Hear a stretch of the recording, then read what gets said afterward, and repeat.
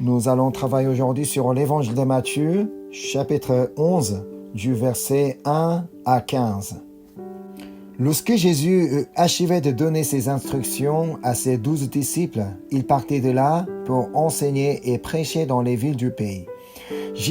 Jean, ayant entendu parler de sa prison, des œuvres du Christ, il fit dire par ses disciples, « Es-tu celui qui doit venir ou devons-nous en entendre un autre ?»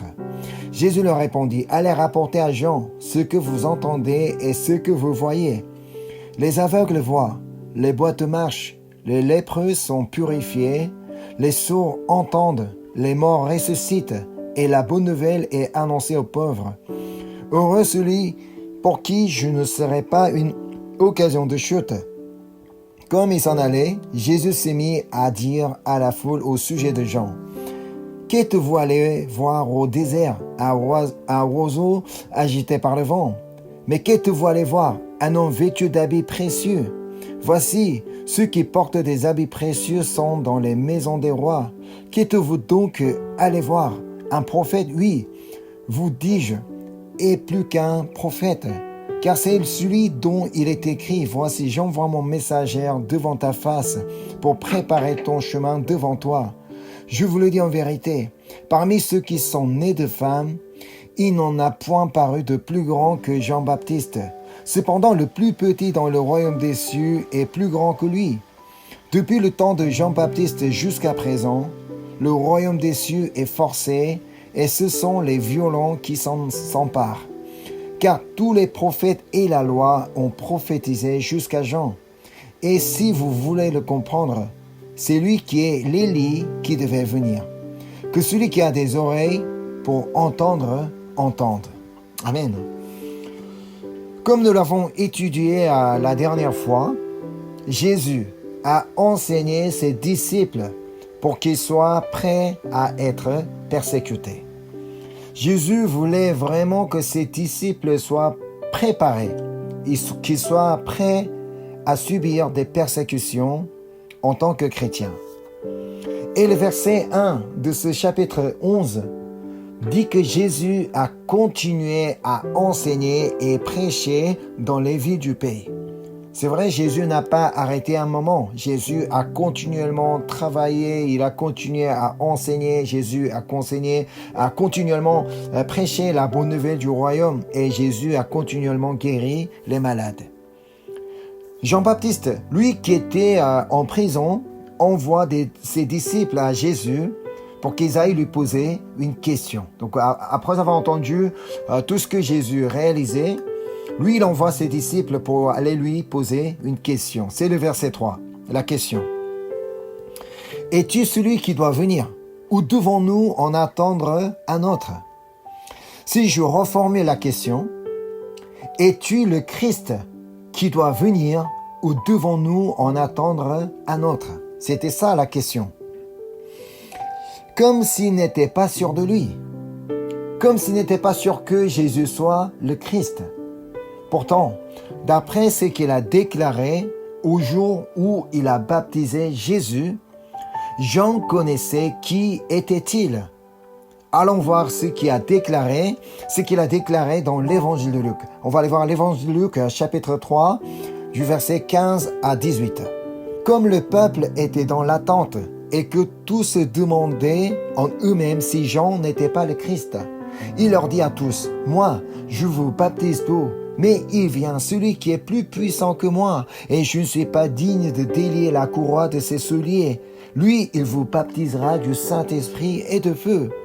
Il a son vent à la main, il nettoiera son aire, et il amassera le blé dans son grenier, mais il brûlera la paille dans un feu qui ne s'éteint point. » C'est ainsi que Jean annonçait la bonne nouvelle au peuple, en lui adressant encore beaucoup d'autres exhortations.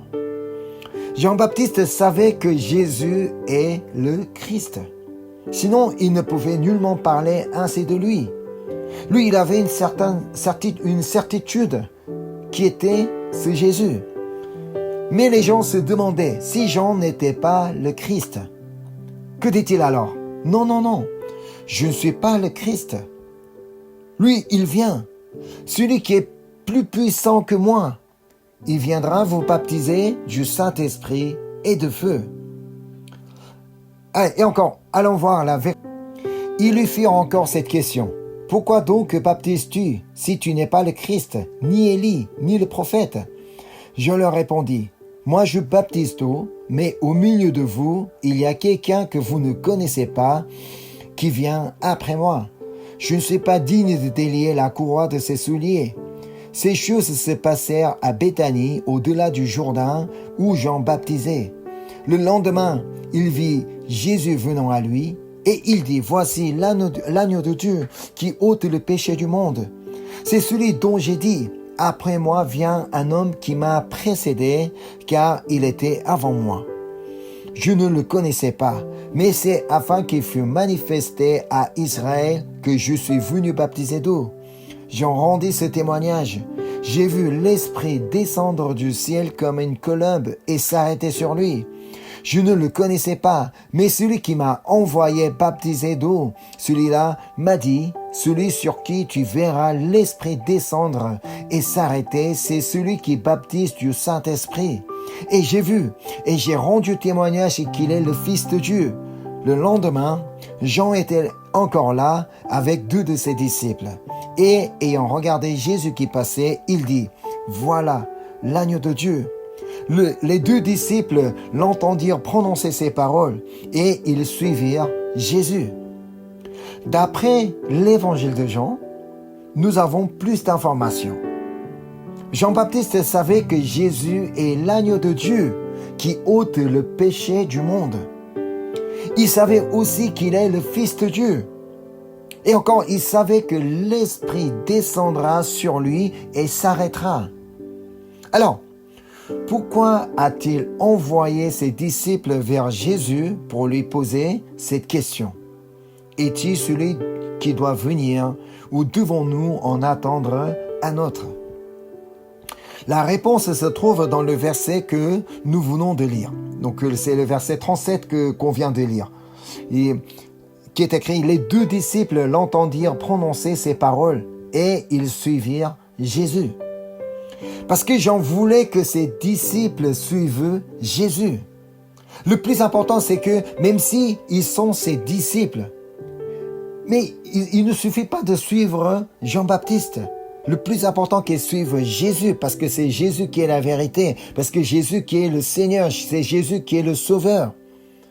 En suivant Jean-Baptiste, il n'y a pas de salut. Mais en suivant Jésus, il y a le salut. C'est pourquoi donc Jean-Baptiste voulait que ses disciples suivent Jésus. Au moment où Jean parlait, il était en prison. Pourquoi était-il en prison? Dans la version de Matthieu, on trouve la raison au chapitre 14. On va aller voir Matthieu chapitre 14, versets 3 à 5. Car Hérode, qui avait fait arrêter Jean, l'avait lié et mis en prison à cause d'Hérodias, femme de Philippe, son frère.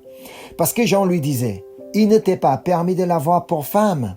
Il voulait le faire mourir, mais il craignait la foule parce qu'elle regardait Jean comme un prophète.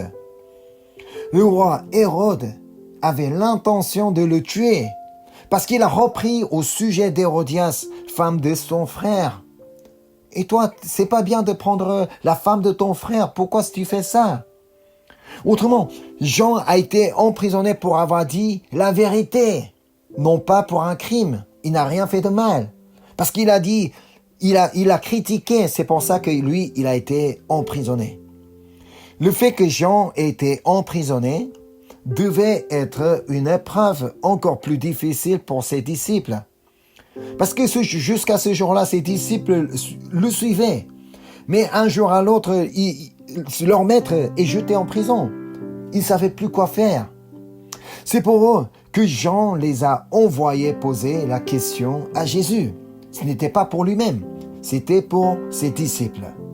Il ne les a pas envoyés pour obtenir la réponse, mais tout simplement, il voulait que ses disciples rencontrent Jésus et qu'ils sachent qu'il est le Christ. Revenons au passage d'aujourd'hui pour voir la réponse de Jésus. On revient dans Matthieu chapitre 11, versets 4 et 5. Jésus leur répondit, « allez rapporter à Jean ce que vous entendez et ce que vous voyez.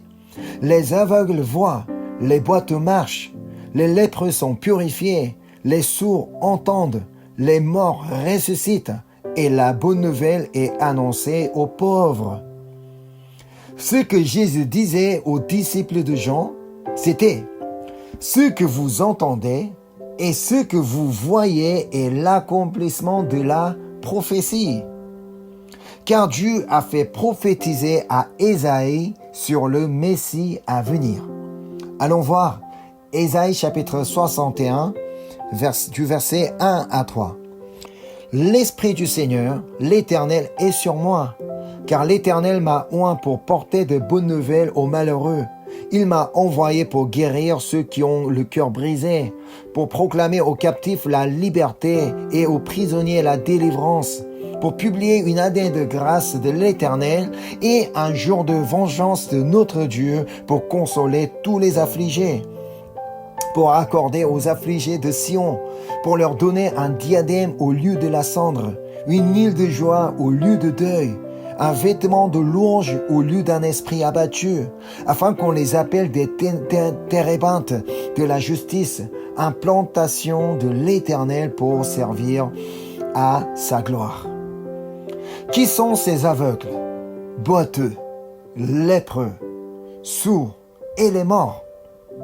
Ce sont ceux qui sont malheureux, ceux qui avaient le cœur brisé, et encore ceux qui étaient captifs et prisonniers de leur infirmité. Ce que Jésus leur dit, « Avez-vous entendu et vu que j'ai fait recouvrir la vue des aveugles, que j'ai fait marcher les boiteux, que j'ai purifié les lépreux, que j'ai fait entendre les sourds et que j'ai ressuscité les morts. C'est parce que je suis venu pour leur donner un diadème au lieu de la cendre, une huile de joie au lieu de deuil et un vêtement de louange au lieu d'un esprit abattu. » Alors, vous savez maintenant qui je suis. C'était ça. C'était dans cette intention-là que Jésus a parlé, car Jésus lui-même connaissait l'intention de Jean. Il savait pourquoi Jean a envoyé ses disciples. Il était important que les disciples de Jean sachent que Jésus est le Christ. C'est la raison pour laquelle il les a envoyés. Jean-Baptiste voulait que ses disciples deviennent les disciples de Jésus. Même s'ils restent disciples de Jean-Baptiste, oui, c'est vrai, donc c'est comme ça qu'ils pouvaient aussi croire en Jésus, qu'ils pouvaient croire en Dieu. Mais le plus important, c'est qu'ils deviennent les disciples de Jésus. Ils ont dû être découragés. Ces disciples, donc là, ils ont dû être découragés en apprenant que leur maître avait été emprisonné. Alors, Jean ne voulait pas que ses disciples restent découragés et désespérés. Pour eux, ils avaient besoin de Jésus.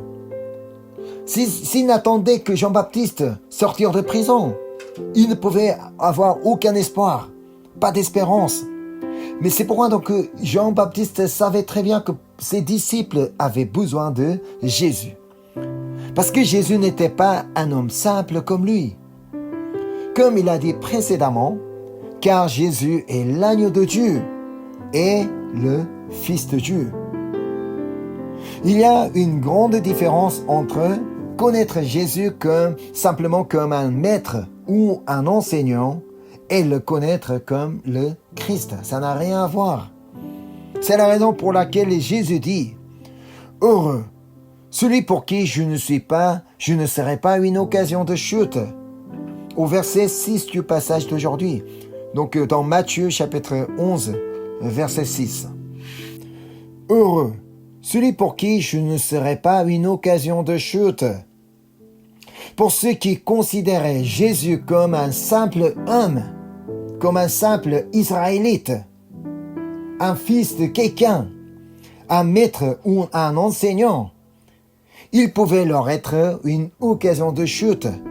C'était le cas des pharisiens et des sadducéens et encore des sacrificateurs. C'est ce qu'on peut lire dans l'évangile de Marc, chapitre 3, du verset 1 à 6. Jésus entra de nouveau dans la synagogue. Il s'y trouvait un homme qui avait la main sèche. Ils observaient Jésus pour voir s'il guérissait le jour du sabbat. C'était afin de pouvoir l'accuser. Et Jésus dit à l'homme qui avait la main sèche, « Lève-toi là au milieu. » Puis il leur dit, « Est-il permis, le jour du sabbat, de faire du bien ou de faire du mal, de sauver une personne ou de la tuer ?» Mais ils gardèrent le silence. Alors, promenant ses regards sur eux avec indignation et en même temps affligé de l'endurcissement de leur cœur, il dit à l'homme, « Étends ta main. » Il l'étendit et sa main fut guérie. Les pharisiens sortirent et aussitôt ils se consultèrent avec les Hérodiens sur les moyens de le faire périr. Aux yeux des pharisiens, Jésus n'était qu'un transgresseur de la loi. La guérison, ça ne les regardait pas. C'est pour cet homme-là donc, qui avait une main sèche. Sa main a été guérie, restaurée. Mais ça ne les regardait pas. Jésus n'était qu'un transgresseur de la loi. Parce qu'il a guéri la main sèche au jour du sabbat. Au jour du sabbat. Aucun travail n'est toléré, n'est accepté. Mais Jésus a fait quelque chose. C'était comme un travail. Pour certains, ça a été une occasion de glorifier Dieu. Waouh, c'est magnifique ce que Dieu a réalisé. Ce Dieu est bon, Dieu est grand. Mais pour certains d'autres, ça a été une occasion de chute. Mais comment ça? Comment il peut faire ça au jour du sabbat? C'est impossible, il a violé la loi. Parce qu'il ne croyait pas que Jésus soit le Christ, le Fils de Dieu et l'agneau de Dieu. C'est pourquoi Jésus a dit, « Heureux celui pour qui je ne serai pas une occasion de chute. » Jésus voulait qu'il ne soit pas une occasion de chute pour les disciples de Jean. Autrement, il voulait qu'ils croient en lui. Tant qu'ils ne croyaient pas en Jésus, même pour eux aussi, Jésus pouvait leur être une occasion de chute.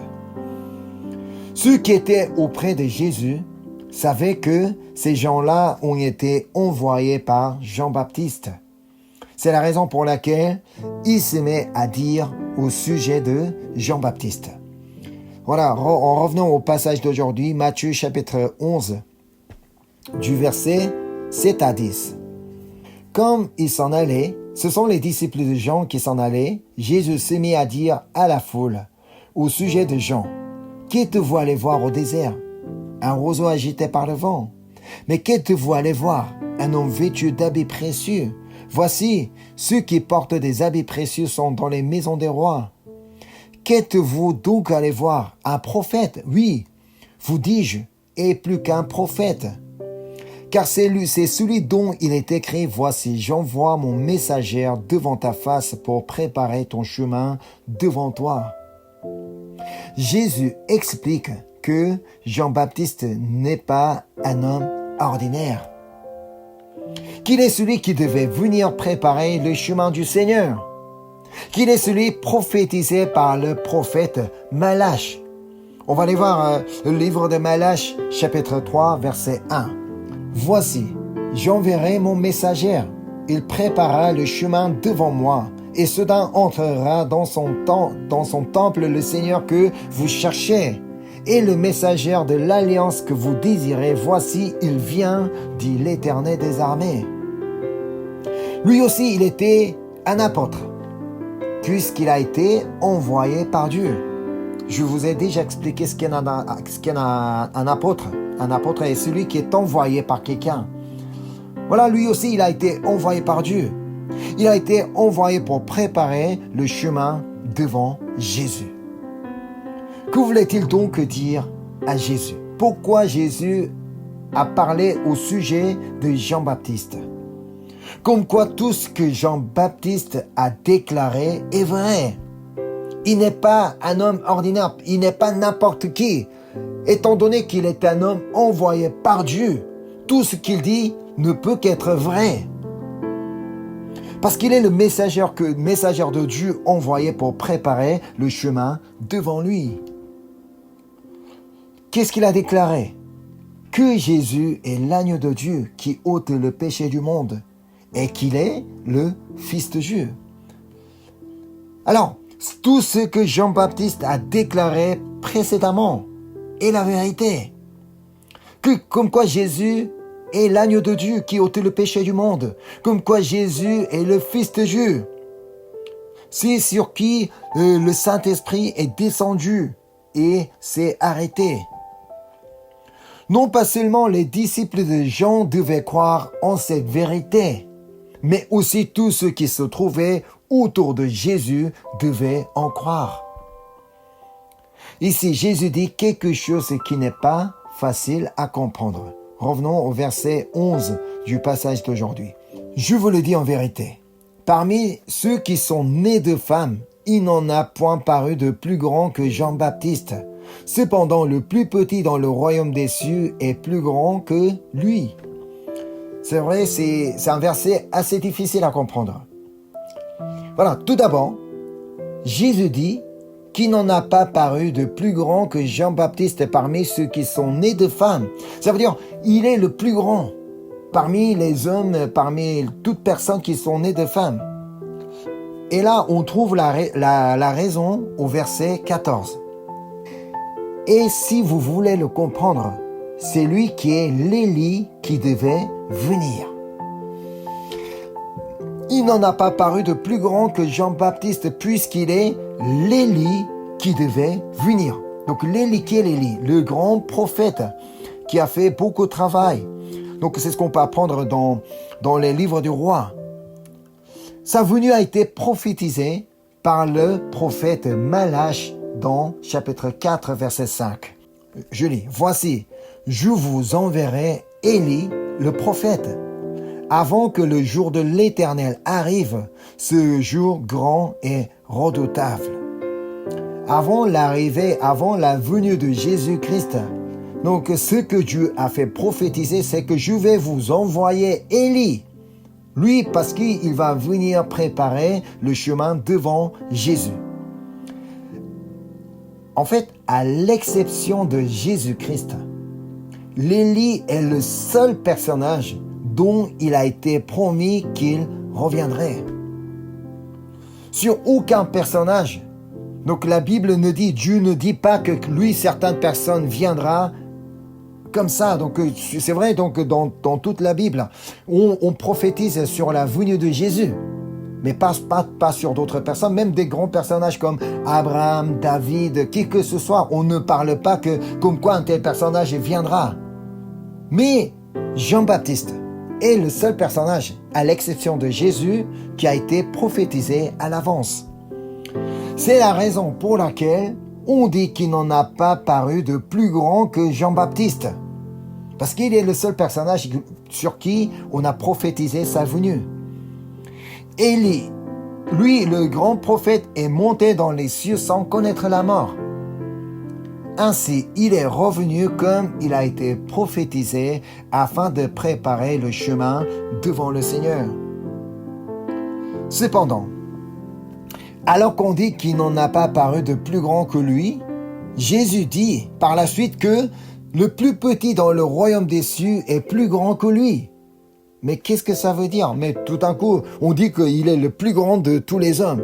Mais d'un coup, dans le royaume des cieux, il sera le plus petit.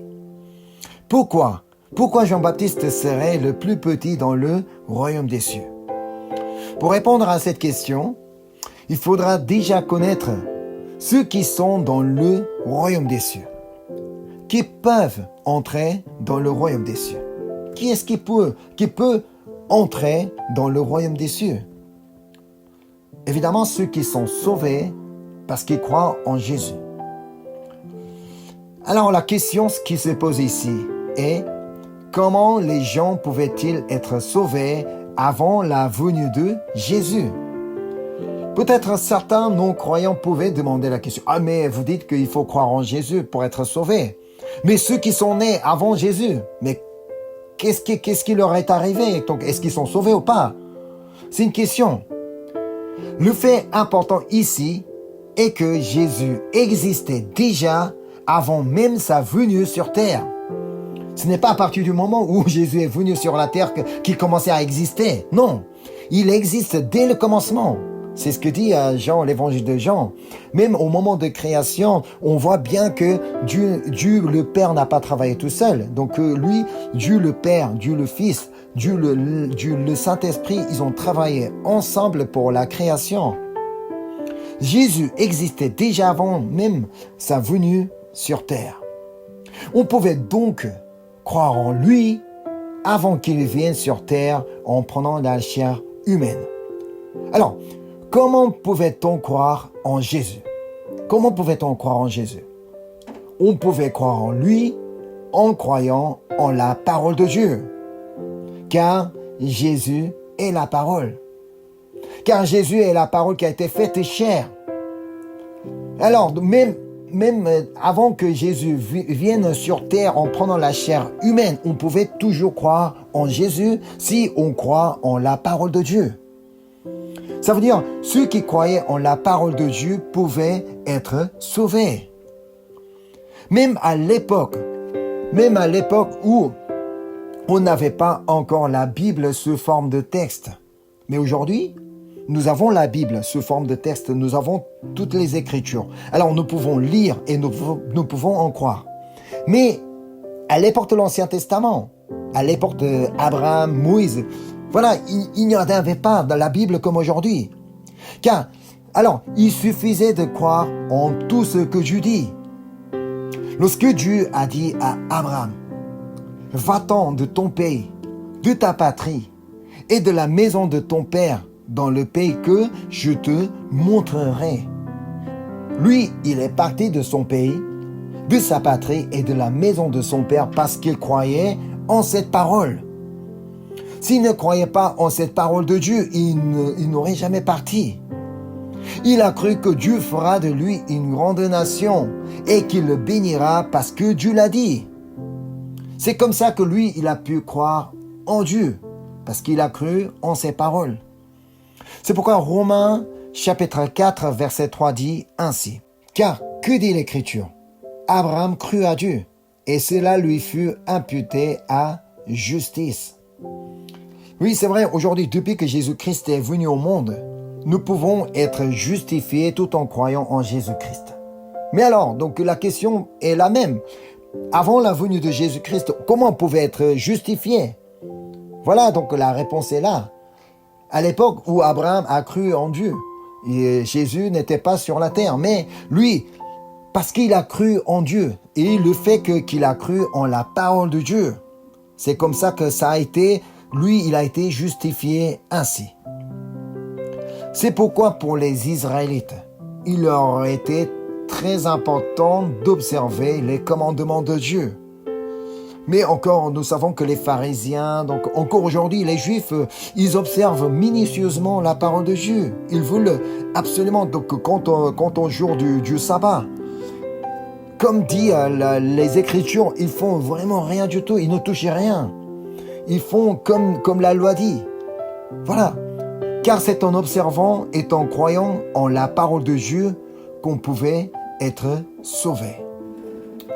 Alors, pourquoi on dit que Jean-Baptiste est le plus petit dans le royaume des cieux? Pourquoi il serait le plus petit dans le royaume des cieux? Car lui, il est né, sachant et croyant déjà en Jésus puisqu'il était Élie. Lui, même avant de venir sur la terre, il connaissait déjà Jésus, il croyait déjà en Jésus. C'est pourquoi, mais ceux qui se trouvent dans le royaume des cieux, mais actuellement, donc ceux qui se trouvent déjà dans le royaume des cieux, c'était toutes les personnes qui sont nées sans connaître et sans croire en Jésus. Là, s'ils ont pu entrer dans le royaume des cieux, cela signifie qu'ils ont cru en Jésus au cours de leur vie. Parce ceux qui ont pris la décision de suivre Jésus, parcourant durant toute leur vie, parce qu'ils ont continuellement cru en Dieu, parce qu'ils ont continuellement suivi Jésus, qu'ils ont pu être sauvés et qui sont maintenant dans le royaume des cieux. Mais ça n'a pas été le cas de Jean-Baptiste, même parce que lui, c'est l'Élie qui est venu sur la terre, même avant de venir sur terre. Lui, il connaissait déjà Dieu, il croyait déjà en Jésus. Alors, ils ne peuvent être plus grands que Jean-Baptiste, ceux qui ont cru en Jésus-Christ. Et encore, Jésus dit quelque chose pas facile à saisir. Donc revenons au passage d'aujourd'hui. Lisons versets 12 et 13 du texte d'aujourd'hui.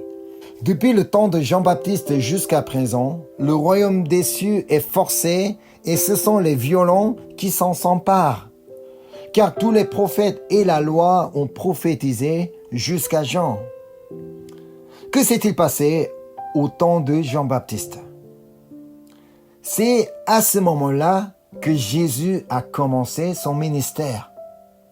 Jusqu'à ce que Jésus commence son ministère, personne ne pouvait savoir qu'il était le Christ.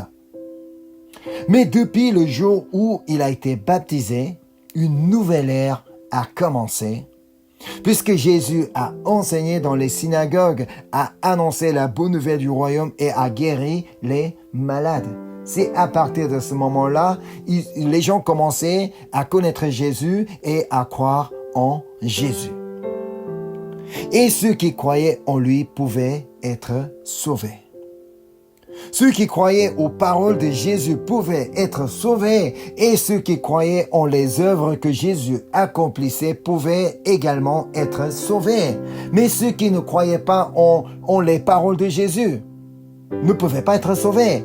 Mais ceux qui ne croyaient pas tout ce que Jésus réalisait, ils ne pouvaient pas être sauvés non plus. Cependant, ceux qui ne croyaient pas en Jésus pensaient tout de même pouvoir entrer dans le royaume des cieux. C'est ce que Jésus a dit. Le royaume des cieux est forcé et ce sont les violents qui s'en s'emparent. Les pharisiens, les sacrificateurs pensaient pouvoir entrer dans le royaume des cieux sans croire en Jésus, alors qu'ils ne croient pas en Jésus. Jésus est la parole de Dieu qui a été faite chair. Mais sans croire en cette parole, ils croyaient pouvoir entrer dans le royaume de Dieu. Pourtant, Dieu a tant aimé le monde qu'il a donné son Fils unique, afin que quiconque croit en lui ne périsse point, mais qu'il ait la vie éternelle. Mais ils ont refusé de croire. C'est pourquoi Jésus dit au verset 15, « Que celui qui a des oreilles pour entendre, entende. » Tout le monde a des oreilles pour entendre, mais on ne peut pas tout entendre. Car on peut avoir des oreilles fermées. On ne parle pas de devenir sourd. Mais c'est vrai, on peut toujours entendre, on peut avoir on peut très bien entendre quelque chose, mais si on refuse d'entendre, c'est vrai, on peut refuser d'entendre, même si tout le monde est à l'école, alors que le professeur parle. Mais certains étudiants peuvent l'écouter, mais certains étudiants peuvent refuser de l'écouter, si on n'entendra rien. Ça a été le cas des pharisiens, des sadduciens et des sacrificateurs. Alors que Jésus a donné beaucoup d'enseignements, ils ont refusé. Et lorsque Jésus a réalisé un miracle, ils ont refusé de le croire. Alors, ce que je veux, c'est que je voudrais que nous ayons tous les oreilles ouvertes, afin que nous puissions entendre et croire en la parole de Dieu. Peu importe ce qui est écrit. Mais c'est vrai donc que ça peut paraître incroyable. Ça peut paraître difficile à croire, mais sachant que c'est la parole de Christ, c'est la parole de Dieu, nous devrions en entendre et puis croire en ses paroles. C'est pourquoi Romains chapitre 10, verset 17 dit ainsi. Ainsi la foi vient de ce qu'on entend, et ce qu'on entend vient de la parole de Christ. Amen. Il nous est important d'entendre la parole de Dieu et croire en la parole de Dieu. C'est vrai, on peut entendre la parole de Dieu, mais ne pas croire. Alors, il faut les deux. Il faudra d'abord entendre la parole de Dieu et en croire. Car croire en Jésus est croire en ses paroles. Sans croire en ses paroles, on ne peut pas croire en Jésus, parce que Jésus lui-même est la parole. Ce sont ceux qui croient en lui peuvent devenir ses disciples et encore entrer dans le royaume des cieux. sans croire en les paroles de Dieu, on n'a pas de chance d'entrer dans le royaume des cieux. Ça, c'est clair. Moi, je sais que vous croyez déjà en Jésus. C'est pourquoi vous êtes connectés ce soir pour suivre l'étude biblique. Mais ce qui est important aujourd'hui pour nous, c'est de croire en tout ce qui est écrit dans la Bible. C'est vrai donc que parfois il y a des passages difficiles à comprendre, difficiles à croire, mais sachant que c'est la parole de Dieu. La parole de Dieu est Jésus-Christ. Alors nous devons prendre la décision de croire tout ce qui est écrit dans la Bible. C'est ainsi que nous allons pouvoir vraiment devenir des vrais disciples de Jésus. C'est en croyant en toute parole écrite dans la Bible que nous allons pouvoir entrer dans le royaume des cieux. Alors donc aujourd'hui, à partir d'aujourd'hui, donc la décision que nous devons prendre, c'est de croire en parole de Dieu, donc tout ce qui est écrit dans la Bible, afin que nous soyons vraiment des personnes qui puissent devenir des vrais disciples de Jésus et qui puissent entrer dans le royaume des cieux. Amen. Je vais prier. Seigneur, merci pour ta grâce et merci pour ton amour. Merci pour tout ce que tu as réalisé dans notre vie. Merci encore pour tout ce que tu vas faire dans notre vie, Seigneur. Seigneur, merci d'être venu pour nous donner la vie, pour ôter nos péchés, Seigneur. Seigneur, nous voulons continuer à croire en toi, Seigneur. Et nous voulons continuer à croire en tes paroles, Seigneur. Dans tout ce qui est écrit, tout ce qui est écrit dans la Bible, nous voulons en croire, Seigneur. Même si ça peut paraître parfois difficile à comprendre. C'est là que nous avons vraiment besoin de ta sagesse, Seigneur. Que le Saint-Esprit remplisse chacun de nous.